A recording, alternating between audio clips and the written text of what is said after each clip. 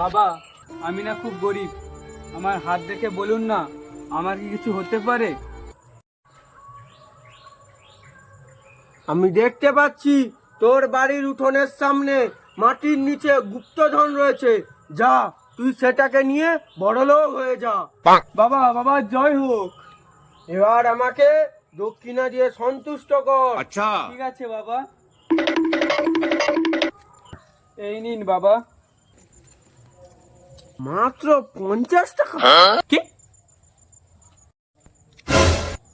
তুমি বাবা আমার ঘরের উঠোনের সামনে মাটির নিচে কি লুকানো রয়েছে সেটা দেখতে পাচ্ছ, আর এই 50 টাকার ভেতরে 500 টাকা রয়েছে সেটা দেখতে পাচ্ছ না? না সালা ভন্ড বাবা।